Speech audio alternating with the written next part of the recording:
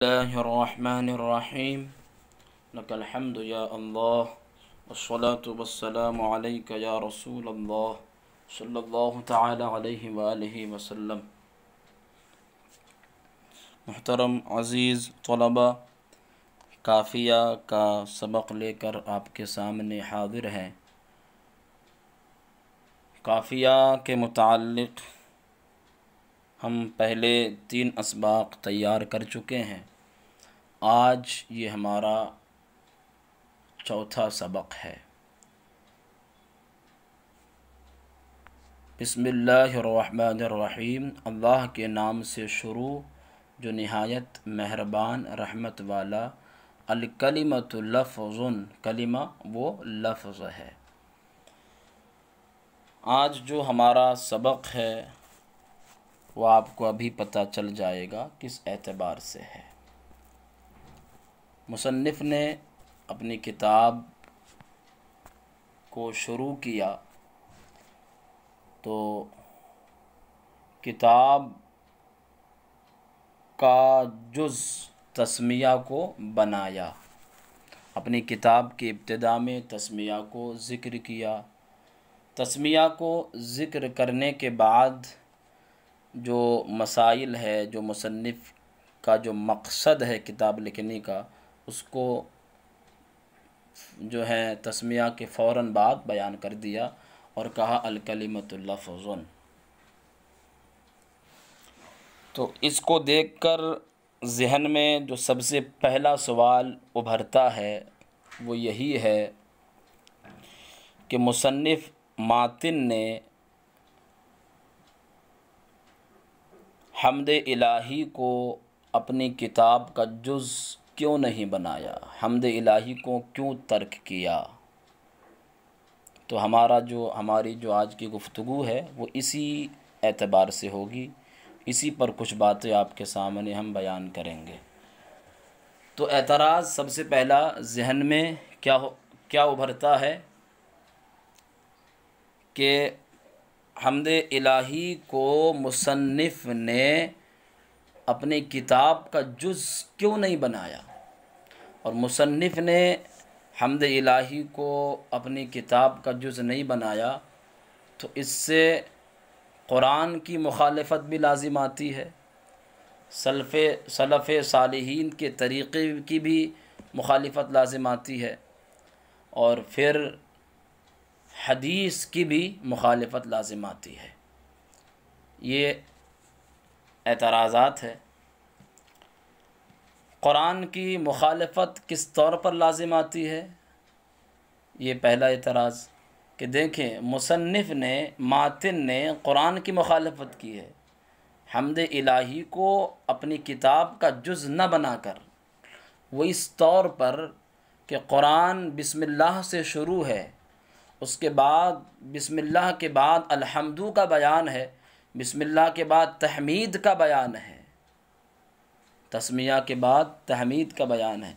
जब कुरान इस तरतीब से है कि पहले तस्मिया है उसके बाद तहमीद है, तो जब कुरान इस तरतीब से है तो मुसन्निफ़ को भी चाहिए था कि अपनी किताब को भी इसी तरतीब से रखते और तस्मिया के बाद तहमीद को बयान करते। लेकिन मातिन ने ऐसा नहीं किया, साहिब काफ़िया ने ऐसा नहीं किया, तो इससे कुरान की मुखालफत लाजिम आई।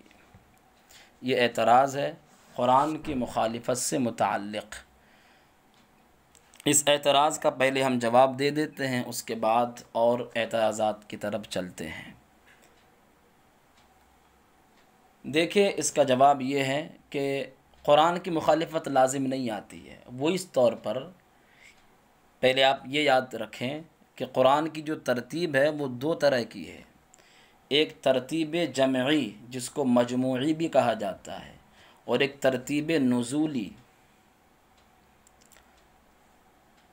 आपने जो सवाल में बयान किया है वो तरतीब जमई को बयान किया है, तरतीब नुज़ूली को नहीं। तरतीब नुज़ूली की इब्तिदा सूरह इक़रा से है और तरतीब जमई की इब्तिदा सूरह फातिहा, जो आपने सवाल में बयान किया है जिसको। तो मुसन्निफ़ ने यहाँ पर आप ये देखें किसका एतबार किया, तरतीब नुज़ूली का एतबार किया है कि वहाँ पर हम्द का बयान नहीं है।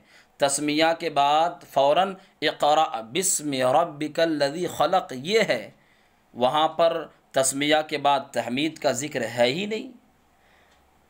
तो तरतीब नुज़ूली का एतबार करते हुए मातिन ने तस्मिया के बाद तहमीद को बयान नहीं किया। बाकी जो तरतीब जमी है तो उसका उन्होंने कोई एतबार उतना नहीं किया, और तरतीब नुज़ूली को उन्होंने ज़्यादा अहमियत दी, और इसकी अहमियत है भी तरतीब नुज़ूली की। तो तरतीब नुज़ूली की अहमियत ज़्यादा होने की वजह से इन्होंने तरतीब नुज़ूली का एतबार करके जो है तरतीब नुज़ूली जो तरीक़ा है उसको अपनाते हुए उन्होंने तस्मिया को बयान किया, फिर उसके बाद जो भी उनका मकसूद था उसको बयान किया, हम्द को बयान नहीं किया। तो इससे ये होता है कि कुरान की मुखालिफत लाजिम नहीं आई। ये जवाब हुआ कुरान की मुखालिफत से मुताल्लिक़ जो एतराज़ था उसका। अब जो है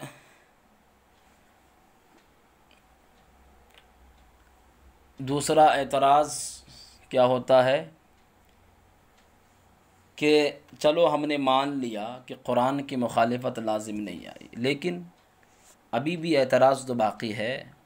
सलफ़ सालिहीन का ये तरीक़ा है कि जब भी वो किसी ख़ुतूत किसी किताब को तस्लीब करते या लिखते या ख़ुतूत लिखा करते तो तस्मिया के बाद तहमीद का ज़िक्र करते, हम्द इलाही को अपनी अपनी किताबों का जुज़ बनाते थे।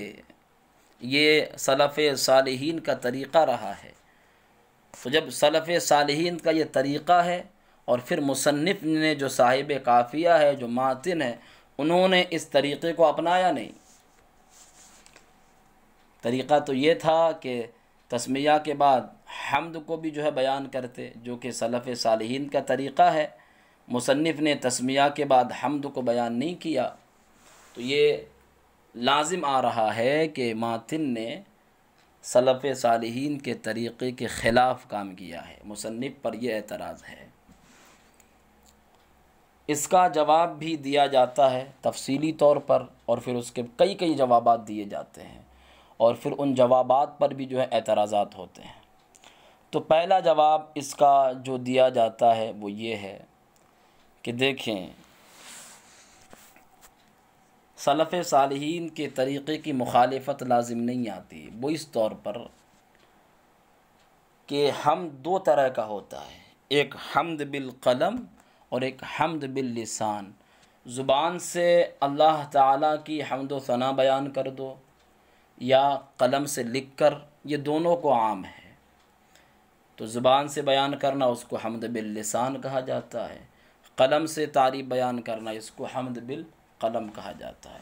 तो हम्द बिल क़लम और हम्द बिल लिसान ये दो हैं। तो मुसन्निफ़ ने, मातिन ने हम्द बिल लिसान को नहीं छोड़ा है, हम्द बिल क़लम को छोड़ा है। अपनी किताब को हम्द के लायक ना समझ कर हम्द बिल क़लम को तर्क कर दिया है, और ये कसरे नफ्स है। कसरे नफ्स का तकाज़ा है कि हम्द बिल क़लम को तर्क कर दिया जाए। ये तलबा, अज़ीज़ तलबा, ये जवाब दिया जाता है पहला। लेकिन ये ऐसा जवाब है, ये जवाब ख़ुद एतराज़ात से ख़ाली नहीं है। इस पर अव्वलन दो एतराज़ होते हैं। पहला एतराज़ ये होता है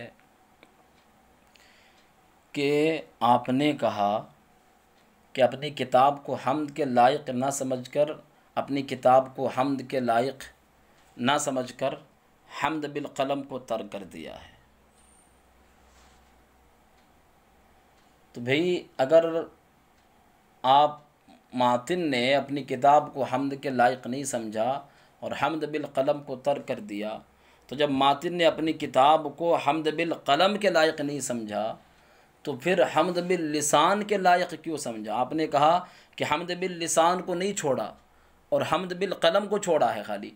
तो अगर मुसन्निफ़ ने, मातिन ने हम्द बिल कलम के लायक अपनी किताब को नहीं समझा तो फिर हम्द बिल लिसान के लायक क्यों समझा? ये पहला एतराज़ है। दूसरा एतराज़ ये होता है इस जवाब पर कि आपने कहा कि ये कसरे नफ्स है। कसरे नफ्स, भाई देखें, हम्द इलाही इबादत है। इबादत करना ये तो कसरे नफ्स है, लेकिन इबादत छोड़ना कसरे नफ्स नहीं है। इबादत छोड़ना कसरे नफ्स नहीं है। इबादत करने में आजिज़ व इनकिसारी है, नफ्स का तोड़ना है, लेकिन इबादत छोड़ने में ये कौन सी आजिज़ व इनकिसारी है? तो हम्द इबादत है, इबादत करना कसरे नफ्स होता है, लेकिन इबादत छोड़ना ये कसरे नफ्स नहीं है। ये दूसरा एतराज़ होता है। इस दूसरे एतराज़ का जवाब बाज़ उलमा हज़रात देते हैं। वो क्या जवाब है? इस दूसरे एतराज़ जो मैंने अभी बयान किया, इसका जवाब बाज़ उलमा देते हैं। वो ये जवाब है कि देखें, हम्द जो है इसके छोड़ने की दो सूरतें होती है। पहली सूरत ये है कि हम्द को इस वजह से छोड़ा जाए कि वो इबादत है। तो अगर इस वजह से छोड़ा जाए कि वो इबादत है, इबादत समझकर छोड़ा जाए, तो ये तकब्बुर व इस्तिअला है, गुनाह है, और ये जो है गलत है। और दूसरी सूरत है कि हम्द को इस वजह से छोड़ा जाए कि मेरी किताब हम्द के लायक नहीं है, तो ये महमूद है। क्या है? महमूद है, यह अच्छी बात है। ये जवाब दिया है बाज़ उलमा हज़रात ने दूसरे एतराज़ का। ये जवाब शरह जामी के हाशिया और दीगर शुरूहात में मौजूद है। लेकिन ये जवाब भी एतराज़ से खाली नहीं। इस जवाब पर क्या क्या एतराज़ात होते हैं वो मैं बाद में बयान करूँगा। तो जो पहला जवाब मैंने दिया था, हम्द बिल कलम और हम्द बिल लिसान, इस जवाब पर दो एतराज़ हो गए। दूसरे एतराज़ का एक जवाब हुआ, ये याद रखें। अब फिर एक दूसरा जवाब कि मुसन्निफ़ ने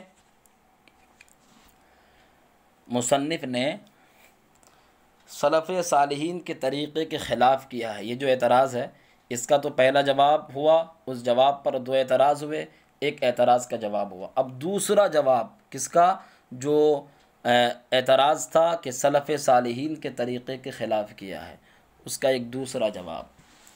बाज़ असातिज़ाए कराम दूसरा जवाब ये देते हैं कि हम्द जो है ये हम्द इलाही इबादत है, और इबादत में अगर ख़ुद पसंदी और रियाकारी आ जाए तो वो इबादत महमूद नहीं होती, मकरूह हो जाती है। तो मुसन्निफ़ अलैहिर्रहमा ख़ुद पसंदी और रियाकारी से बचने के लिए अपनी किताब का जुज़ हम्द इलाही को नहीं बनाया। ख़ुद पसंदी और रियाकारी से बचने के लिए हम्द इलाही को अपनी किताब का जुज़ नहीं बनाया। ख़ुद पसंदी और रियाकारी से बचना था, इस वजह से हम्द इलाही को अपनी किताब का जुज़ नहीं बनाया। अज़ीज़ तलबा, एक ऐसा जवाब है कि इस जवाब पर तीन एतराज़ात होते हैं। ये जवाब भी एतराज़ात से खाली नहीं है। पहला एतराज़ जो होता है इस पर वो ये है कि ख़ुद पसंदी और रियाकारी से बचने के लिए मातिन ने हम्द इलाही को किताब का जुज़ नहीं बनाया। तो देखें, सलफ़ सालिहीन का तरीक़ा है कि हम्द इलाही को वो अपनी अपनी किताबों का जुज़ बनाते थे ख़ुद पसंदी रियाकारी से बचकर। तो ये तरीक़ा है सलफ़ सालिहीन का कि उनमें सलफ़ सालिहीन के तरीक़ों में ख़ुद पसंदी और रियाकारी नज़र ही नहीं आती थी। तो मातिन को भी चाहिए था कि वो ख़ुद पसंदी और रियाकारी से बच कर हम्द इलाही को किताब का जुज़ बना लेते थे। ये पहला एतराज़। दूसरा एतराज़ जो होता है, आपने कहा कि ख़ुद पसंदी और रियाकारी से बचने के लिए हम्द इलाही को किताब का जुज़ नहीं बनाया। ये तो भाई आप देखें, इनकी एक किताब है शाफिया, वो इल्म सर्फ़ में है, काफ़िया इल्म नहव में। तो क्या सारी ख़ुद पसंदियाँ और रियाकारियाँ और कसरे नफसी मुसन्निफ़ को, मातिन को काफ़िया ही में नज़र आई, शाफिया में नज़र नहीं आई? क्यों? क्योंकि शाफिया में, जो शाफिया किताब है, वहाँ पर उन्होंने किताब की इब्तिदा तस्मिया से की है, उसके बाद हम्द इलाही को किताब का जुज़ बनाया है। तो शाफिया में तो मुसन्निफ़ को जो है ये रियाकारी और ख़ुद पसंदी यह नज़र नहीं आई, कसर नफसी वहाँ पर मुसन्निफ़ को नहीं दिखा। सारी कसर नफसी और ख़ुद पसंदियाँ और रियाकारियाँ मुसन्निफ़ को काफ़िया में नज़र आई। तो अगर आप ये जवाब दोगे तो फिर वहाँ पर मुसन्निफ़ ने क्यों हम्द को बयान किया है? वहाँ पर भी नहीं बयान करते तो हम मान लेते थे कि हाँ ऐसा है, लेकिन वहाँ पर बयान किया है शाफिया में, तो फिर ये आपकी बात मानने के काबिल नहीं है कि ख़ुद पसंदी और रियाकारी से बचकर उन्होंने हम्द इलाही को अपनी किताब का जुज़ नहीं बनाया। अगर ये मान लेते हैं तो फिर वहाँ पर बयान क्यों किया? तो ये दूसरा एतराज़ होता है, ये दूसरा एतराज़ होता है। तीसरा एतराज़ इस पर यह होता है कि आपने कहा कि ख़ुद पसंदी और रियाकारी से बचकर हम्द इलाही को किताब का जुज़ नहीं बनाया, और ख़ुद पसंदी और रियाकारी अगर इबादत में आ जाए तो वो इबादत महमूद नहीं होती, मकरूह हो जाती है। तो भैया तो आप बहुत इस तरह बात कर रहे हैं, हम्द इलाही इबादत है, नमाज, रोज़ा, हज, ज़कात, ये और भी जो दीगर चीज़ें हैं इस्लाम में, तो वो भी तो इबादतें हैं। तो क्या अगर इन इबादात में ख़ुद पसंदी और रियाकारी आ जाए तो इन इबादात को छोड़ दी जाए? ये इबादत महमूद नहीं होगी, मकरूह हो जाएगी। तो क्या इन इबादात में भी अगर ख़ुद पसंदी रियाकारी आ जाए तो इनको भी छोड़ दी जाए हम्द की तरह? ये तीसरा एतराज़ होता है। लेकिन इस एतराज़ का बाज़ हज़रात जवाब देते हैं। जवाब ये देते हैं कि भाई आप नमाज, रोज़ा और जो दीगर है इन इबादात को हम्द पर क़यास क्यों कर रहे हो? हम्द पर क़यास नहीं कर सकते आप। क्यों? कि हम्द पर क़यास नहीं कर सकते।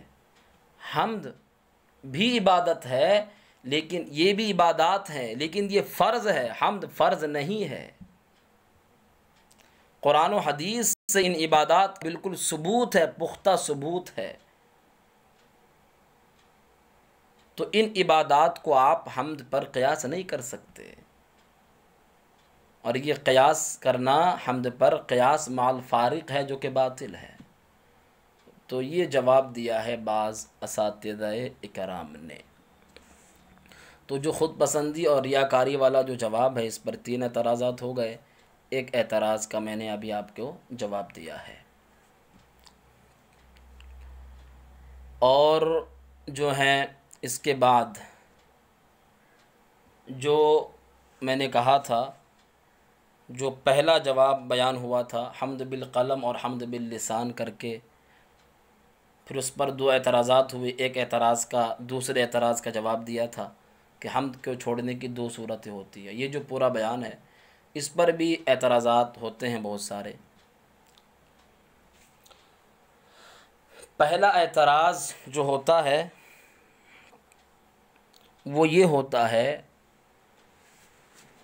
कि अगर मुसन्निफ़ ने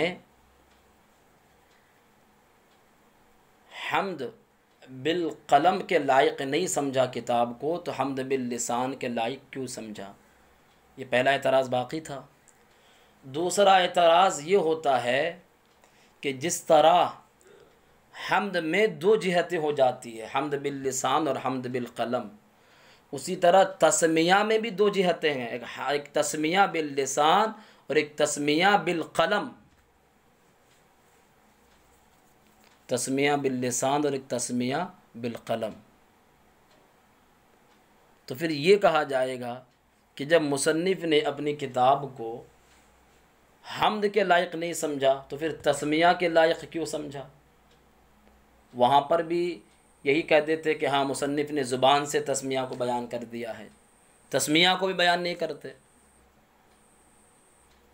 तो अगर हम्द के लायक नहीं समझा तो फिर तस्मिया के लायक क्यों समझा, क्योंकि तस्मिया भी जो है एक, ये इसको बयान करना एक इबादत है, ज़िक्र करना इबादत है, तो तस्मिया को भी बयान नहीं करते। ये दूसरा एतराज़ है। तीसरा एतराज़ जो होता है कि आपने बयान किया कि हम्द छोड़ने की दो सूरतें हैं। एक तो ये कि इस वजह से छोड़ा जाए कि वो इबादत है, और इस वजह से छोड़ा जाए कि ये किताब हम्द के लायक नहीं, तो ये महमूद है, अच्छी बात है। लेकिन अगर इस वजह से छोड़ा जाए कि इबादत है तो वो गलत है। ये जो आपने कहा इस पर एतराज़ ये होता है कि अगर आपकी ये बात मान ली जाए तो फिर जो है नमाज इबादत है, रोज़ा इबादत है, हज इबादत है, ज़कात एक इबादत है। तो अगर आपकी बात मान ली जाए तो फिर नमाज को भी छोड़ने की दो सूरतें होगी। एक ये कि नमाज इस वजह से छोड़ी जाए कि वो इबादत है, तो ये बात गलत होगी कि इबादत समझ कर ना छोड़ी जाए। और एक दूसरा पहलू ये होगा कि नमाज इस वजह से छोड़ी जाए कि भाई नमाज एक बहुत बड़ी चीज़ है, मैं नमाज के लायक नहीं हूँ, मैं नमाज के लायक नहीं हूँ। तो फिर अगर कोई नमाज इस वजह से छोड़े तो उसका मतलब ये होगा हाँ भाई वो बहुत अच्छा काम कर रहा है। हालांकि इस्लाम में ऐसा नहीं है, उसको कोई भी अच्छा नहीं कहेगा, उसको बुरा ही कहेगा कि उसने नमाज छोड़ दी है। तो फिर ये जो आपका जवाब है ये भी एतराज़ से खाली नहीं है। तो ये तीन एतराज़ हो गए। लेकिन इसका भी जो है जवाब वही दिया जाता है कि आप जो है नमाज का क़ियास हम्द पर ना करें। जो पहले मैंने जवाब दिया वही जवाब यहाँ पर भी दिया जाता है कि आप नमाज को हम्द पर क़ियास क्यों कर रहे हैं। नमाज एक अलग चीज़ है, हम्द अलग चीज़ है। हम्द भी इबादत है, लेकिन दोनों इबादत में फ़र्क है। वो फ़र्ज़ है, ये फ़र्ज़ नहीं है। कुरान और हदीस से उसका बिल्कुल सबूत है, पुख्ता सबूत है। तो उनका आप क़ियास इन पर नहीं कर सकते, इस पर हम्द पर। तो ये क़ियास माल फ़ारिक़ है और ये बातिल है। तो जब ये बातिल है तो एतराज़ भी क्या हो गया, बातिल हो गया। तो ये जवाब एक दिया जाता है। अब ये तीसरा एतराज़ हुआ, लेकिन इसका जवाब दे दिया है। चौथा एतराज़ भी होता है। चौथा एतराज़ ये होता है कि ये जो किताब है ये खुदाए ताला की नेमत है, और जब ये खुदाए ताला की नेमत है, इसका नेमत होने से इनकार कोई नहीं कर सकता। तो जब ये साबित है कि ये किताब खुदाए ताला की नेमत है, तो फिर मुसन्निफ़ ने किताब को हम्द के लायक क्यों नहीं समझा। क्या कोई खुदाए ताला की नेमत ऐसी भी है कि उसकी नेमत हो और उसी की हम्द के लायक ना हो। क्या ऐसा भी हो सकता है कि उसी की नेमत है और उसी की हम्द के लायक नहीं है? ऐसा कैसे बोल सकते हैं? तो उस जवाब पर यह भी एतराज़ हो जाता है। ये चार एतराज़ात हुए, उनमें से एक तीसरा एतराज़ जो है उसका जवाब दिया गया, बाकी तीन एतराज़ात का जवाब नहीं दिया। और तो ये जो दो जवाबात दिए गए हैं, एक तो बाज़ असातिज़ा की तरफ से जो जवाब दिया ख़ुद पसंदी रियाकारी को लेकर, वहाँ पर भी तीन एतराज़ात हुए। और इसमें जो है यहाँ पर भी जो शरह जामी के हाशिये में वग़ैरह में जो जवाब मौजूद है उस पर चार एतराज़ात हुए। तो इन एतराज़ात की वजह से और इनके जवाबात ना देने की वजह से, ज़्यादा के जवाबात ना देने की वजह से, ये जो दो जवाब है ये बिल्कुल एतराज़ात होने की वजह से कमज़ोर हो चुके हैं। तो इन जवाब का उतना एतबार नहीं किया जा सकता। अब फिर ऐसा कौन सा जवाब लाया जाए कि जवाब भी हो जाए और एतराज़ भी ना हो, और मुसन्निफ़ पर जो इल्ज़ाम है वो इल्ज़ाम भी गलत साबित हो जाए। तो आइए हम आपको जवाब देते हैं कि जिसको अकाबिर शारिहीन ने बयान किया है। जवाब ये है कि देखें, मुसन्निफ़ मातिन पर ये इल्ज़ाम गलत है कि उन्होंने सलफ़ सालिहीन के तरीक़े के ख़िलाफ़ काम किया है और सलफ़ सालिहीन की जो है मुखालफत की है उन्होंने। वो इस तौर पर गलत है कि सलफ़ सालिहीन से ये बात दायमन साबित ही नहीं है कि उन्होंने अपने किताबों का जुज़ हम्द इलाही को बनाया हो। हम्द इलाही को जुज़ बनाने की पाबंदी अपनी अपनी किताबों का सलफ़ सालिहीन से साबित ही नहीं है। ख़ुद हमारे प्यारे आका सल्लल्लाहु ताला अलैहि वसल्लम ने जब बादशाही रूम को ख़त लिखा तो उस ख़त में आपने क्या लिखा? ये बुखारी शरीफ जिल्द अव्वल में ये हदीस मौजूद है कि आपने लिखा बिस्मिल्लाहिर्रहमानिर्रहीम मिन मुहम्मद अब्दुल्लाह व रसूल इला हिरक़ल अज़ीमिर रूम सलामुन अला मन इत्तबअल हुदा। यहाँ पर बिस्मिल्लाह के बाद हम्द का बयान कहाँ है? बिस्मिल्लाह के बाद हुजूर का नाम है और फिर आपने जो भी कहना था आपने वो कहा। तो सलफ़ सालिहीन से अपनी अपनी किताबों का अपनी अपनी खतूत का जुज़ हम्द इलाही को बनाने की पाबंदी ये साबित ही नहीं है। और जब साबित ही नहीं है तो फिर ये कहना कि मुसन्निफ़ ने सलफ़ सालिहीन के तरीक़े के ख़िलाफ़ किया है, ये कहना भी क्या होगा? गलत होगा, और ये मुसन्निफ़ पर इल्ज़ाम भी गलत होगा। तो तरीक़े के ख़िलाफ़ नहीं किया है, क्योंकि सलफ़ सालिहीन से हमेशा के लिए ये बात साबित ही नहीं है कि उन्होंने हम्द इलाही को अपनी अपनी किताबों का जुज़ बनाने की पाबंदी लगाई हो, ऐसा है ही नहीं। हाँ, ये कहना तो दुरुस्त होगा कि काफ़िया का जुज़ हम्द इलाही को नहीं बनाया, लेकिन ये कहना दुरुस्त नहीं होगा कि उन्होंने मुखालफत की है सलफ़ सालिहीन के तरीक़े की। तो ये बात है।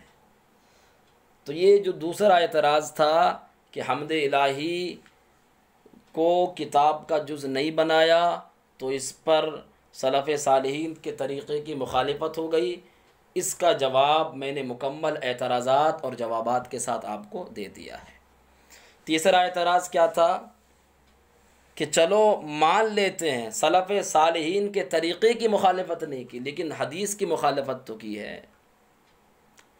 हदीस की मुखालफत की है। हदीस में है कुल्लु अमरिन ज़ी बालिन लम युब्दा बिहम्दिल्लाह फहुव अक़्ता। हर वो शान वाला काम कि जिसको हम्दुलिल्लाह से शुरू ना किया जाए वो बेबरकत होता है, नाक़िस रहता है। तो ये हदीस है हम्द के बारे में। इस हदीस की मुखालफत तो की है।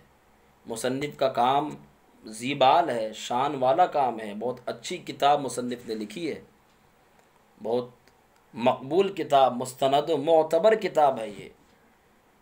तो इतना शान वाला काम मुसन्निफ़ ने किया, लेकिन इस शान वाले काम की इब्तिदा हम्द से नहीं की, तो मुसन्निफ़ ने हदीस की मुखालफत तो की है, हदीस की मुखालफत की है। ये एतराज़ तीसरा एतराज़ था। इस एतराज़ के जवाबात भी काफ़ी दिए जाते हैं। पहला जवाब ये है कि हदीस में लफ्ज़ ज़ीबाल का ज़िक्र है। ज़ीबाल शान वाला। अब जो है आप जो मोतरिज़ हो, आप इसको ज़ीबाल बोल रहे हो ना, शान वाला, लेकिन मुसन्निफ़ ने अपनी किताब को ज़ीबाल समझा ही नहीं। मुसन्निफ़ ने अपनी किताब को ज़ीबाल नहीं समझा, और जब मुसन्निफ़ ने अपनी किताब को ज़ीबाल समझा ही नहीं, बहुत कमतर समझा कि मेरी ये छोटी सी कोशिश है जो कि बुज़ुर्गों के किताबों के बराबर भी नहीं है। जब मुसन्निफ़ ने अपनी किताब को ज़ीबाल नहीं समझा तो फिर इस हदीस का हुक्म भी मुसन्निफ पर आयद नहीं होता है।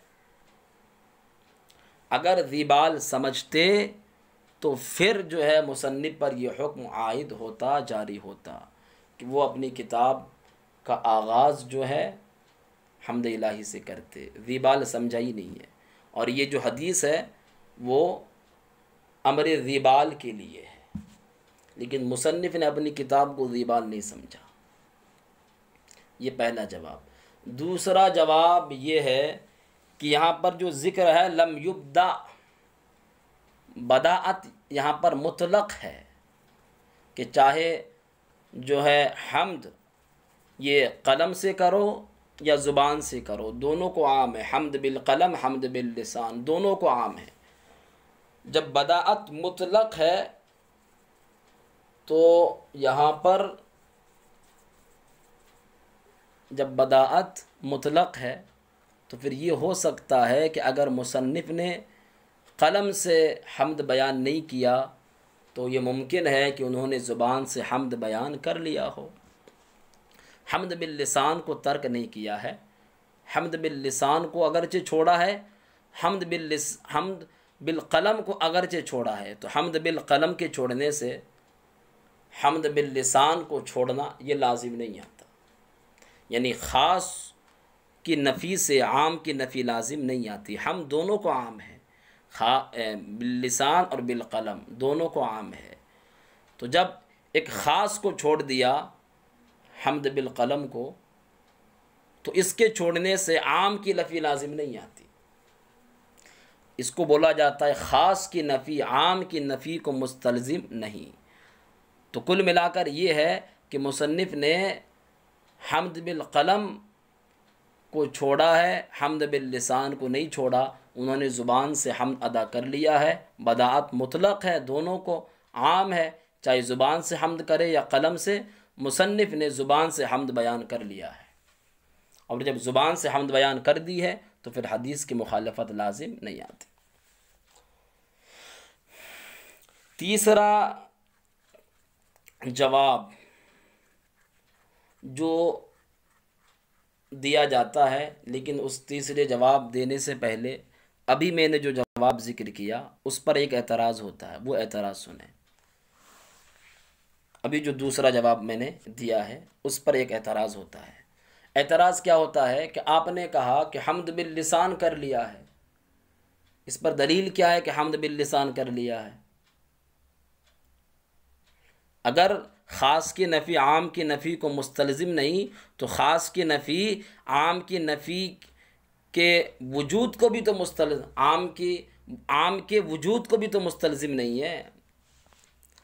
अगर ख़ास की नफ़ी आम की नफ़ी को मुस्तलज़िम नहीं, तो ख़ास की नफ़ी आम के वजूद को भी तो लाजिम नहीं है। यानी अगर कलम से हम्द बयान करना ये छोड़ा है तो इसकी नफ़ी हो रही है, लेकिन ये भी तो लाजिम नहीं है कि उन्होंने जो है ज़ुबान से हम्द बयान कर लिया हो। ये भी तो ज़रूरी नहीं है, क्या पता ना किया हो। तो ख़ास की नफ़ी आम की नफ़ी को भी आम के वजूद को भी मुस्तलज़िम नहीं है कि उन्होंने ज़ुबान से हम्द बयान कर दिया हो, क्या पता ना किया हो। ये एतराज़ होता है। जवाब ये दिया जाता है कि हुजूर का इरशाद है ज़ुन्नुल मुमिनीन खैरा, मोमिनीन के बारे में अच्छा गुमान रखो। साहिब काफ़िया अल्लाह के वली थे, ज़ुहद व तक़वा के पैकर थे, सालेह थे, मोमिन कामिल मोमिन थे, मुसलमान थे। उनके बारे में यही गुमान रखा जा सकता है कि उन्होंने ज़ुबान से हम्द बयान कर लिया हो। और ये भी है कि उनकी ये किताब, ये दूसरा जवाब, उनकी ये किताब इतनी मकबूल है कि किताब की मकबूलियत को देखकर ही अंदाज़ा हो जाता है कि उन्होंने अपनी किताब का जो है अपनी किताब की इब्तिदा में ज़ुबान से हम्द बयान की है। किताब की मकबूलियत को देखकर ही अंदाज़ा हो जाता है। इतनी मकबूल किताब है, मकबूलियत को देखकर ही इस बात का अंदाज़ा हो जाता है कि उन्होंने किताब को तसनीफ़ करते वक्त ज़ुबान से हम्द बयान की है। ये दूसरा जवाब। तो ये हो गया। अब हदीस की मुखालिफत लाजिम नहीं आती।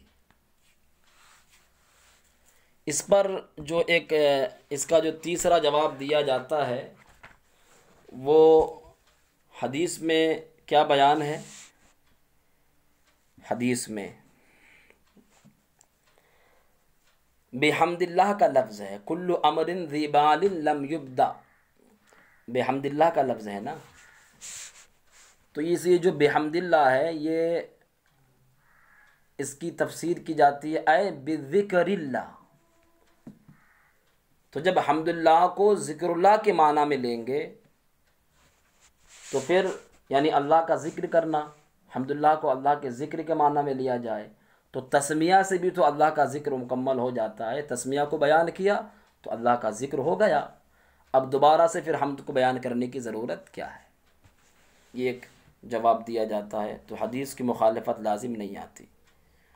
चौथा जवाब ये भी दिया जाता है कि मुसन्निफ़ ने तस्मिया का बयान, तस्मिया को ज़िक्र किया है, तस्मिया के ज़िम्न में हम्द का मफ़हूम अदा हो जाता है, क्योंकि तस्मिया में है अर्रहमान अर्रहीम, दुनिया और आखिरत में रहम फरमाने वाला, आखिरत में रहम फरमाने वाला मोमिनों पर, दुनिया में मोमिन और काफिर दोनों पर रहम फरमाने वाला, मेहरबानी करने वाला अल्लाह ताला की तारीफ़ तो हो रही है। तो तस्मिया के ज़िम्न में हम्द का मफ़हूम अदा हो जाता है, और जब तस्मिया के ज़िम्न में हम्द का मफ़हूम अदा हो गया, अलग से हम्द को बयान करने की ज़रूरत नहीं है। तो फिर जो है हदीस की मुखालफत भी लाजिम नहीं आती। तो इसके कुल 4 जवाबात मैंने आपको दिए।